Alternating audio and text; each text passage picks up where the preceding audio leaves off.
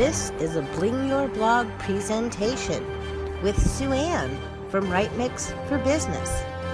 Our new series for Bling Your Blog is Blogging Tip of the Day. So hang on, here comes Sue Ann. Hello and welcome. This is Sue Ann with Right Mix for Business and the Mix, Sizzle, and Shake Your Business podcast. And today I'm bringing you a How to Bling Your Blog Blogging Tip of the Day number 3. Know your business inside and out. And an example of how to do that is with a mission, vision, and value statement. Here you go. This is mission, vision, and values. This is an example of a mission, vision, and value statement for you that you can use for your business. Or something along these lines. The reason that I bring this up is that this is from my company, Boulevard Cafe, a catering, production, and event design company, but I wrote this in 2000, approximately the year 2000. It may have been updated last in 2002, and the point is, if you write a clear, concise, accurate mission, vision, and values, even though you want to revisit it and might need changed over the years, this one didn't really. So let's take a look at the mission statement. We are a professional catering, production, and event design company, and our mission is to delight guests. And this mission to delight guests was before everybody was delighting guests. I just want to point that out, because now delighting guests and user experience and,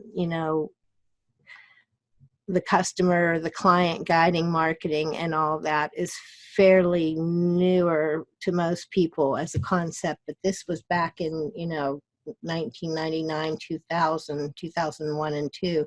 And this was the statement. Our mission is to delight guests. I used to say to my team before an event, we are the party. So that's another part of that. But anyway, excellent food, unique presentation, outstanding customer service, and this was a key too, embellished with personal touches. This told employees and clients and any shareholders that one little differentiation, that one super unique thing, embellished with personal touches, are the foundation, of course, of our business strategy and the core of and this actually describes the business even more accurately, boutique style business model. We didn't want all the work there is in food. We wanted to be a boutique style business, a special business that you wanted to deal with. We wanted to stay in our own, we decide if you're our customer kind of niche. So this is talking about our vision, which is aspiring to be the best in the business. And this is a great vision no matter what you're in. Aspire to be the best in the business. I kind of aspire for every post I ever write, every campaign I ever work on, every web copy project that I do, I aspire to be the best that I can be, or do the best job that I can do, or make this the best project it can be. Everything you work on, you should be working towards being the best in the business. Also look to establish long-term relationships, not only with customers, but with suppliers, with employees, everything out in the world, with other things too, like with local education, whatever.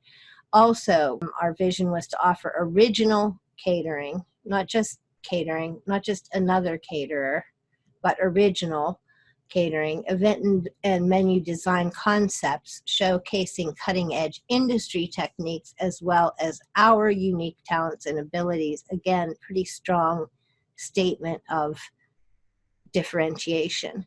And then 3, allowing flexibility and creativity in all aspects of good business operations. And I think that all businesses need to be a little more creative as a general rule. That's my own personal viewpoint. I think some people are starting to agree more and more as time goes on. Also, we should always be, I think, seeking educational opportunities, experiences, and industry affiliations to maintain, grow, and improve our catering skills and our industry savvy. And we were members of things like the International Caterers Association and so forth. So it's always a learning process in any industry. So our core values then are customer service. Number one, our people, because our people are our talent. You are your talent. Safe food handling in this industry, key. Creativity and innovation at that time in this industry, not very common. So a unique thing. So again, each value is explained out a little further. What does customer service mean? This means different things in different industries, so keep that in mind. And I think exceeding expectations is always a good way to operate a business and to, remind yourself to have that as a core value. When you exceed expectations and when you appreciate your customers, you've got some things going for you right there by default. So also meeting customer needs as a priority. Some people are busy working for their own needs. Some people are working for money, and that's okay if that's set up as your goal. I was always working to delight customers, to delight people. So if you delight guests, then your customers are delighted, then they're delighted to use you again, they're delighted to recommend you. And you don't have to do much marketing because you've exceeded meeting those customer needs and expectations.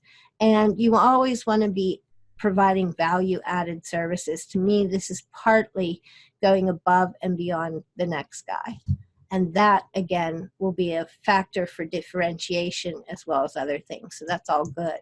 Always your people are your talent, and they are a resource. If you don't look at your customers as something to be grateful for and to value, and you don't look at your people as a talent and as a resource to value, then you're going to struggle in business, I think. And in this business, safe food handling, which means being up to date. Now, in other industries, that might mean other kind of certifications or accreditations that you have to keep up with.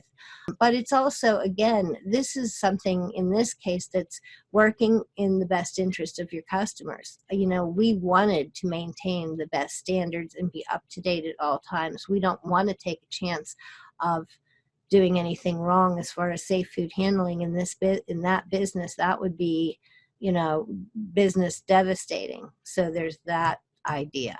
And then creativity and innovation.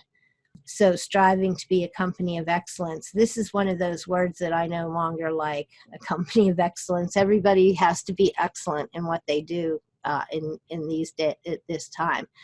But back then it was about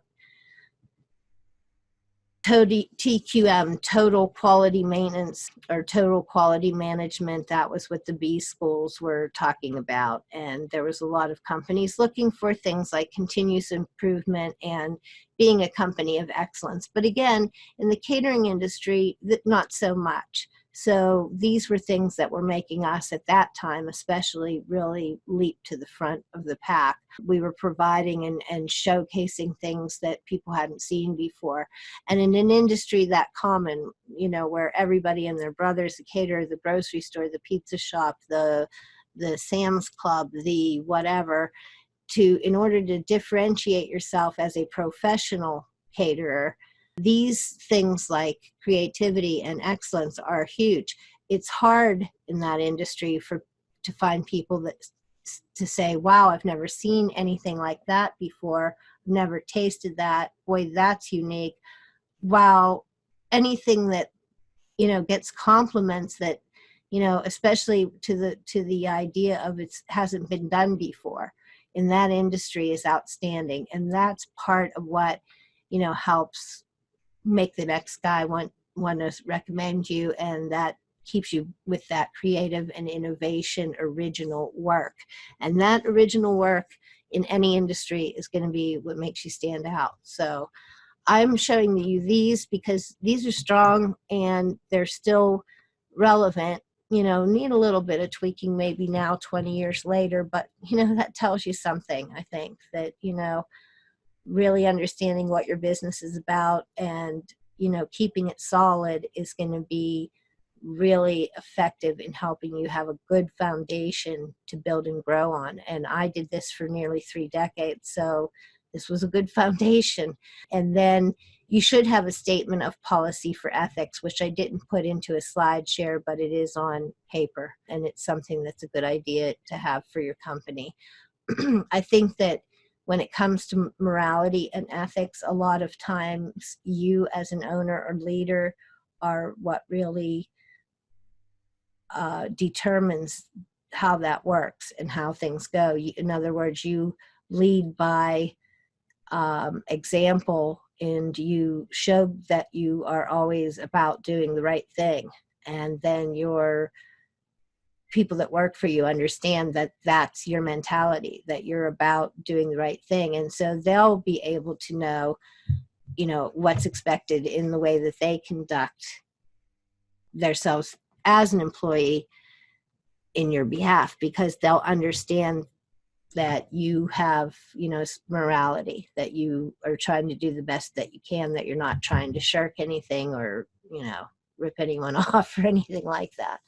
So hopefully all of that was very helpful. And I thought this was something that might be a good example for you guys.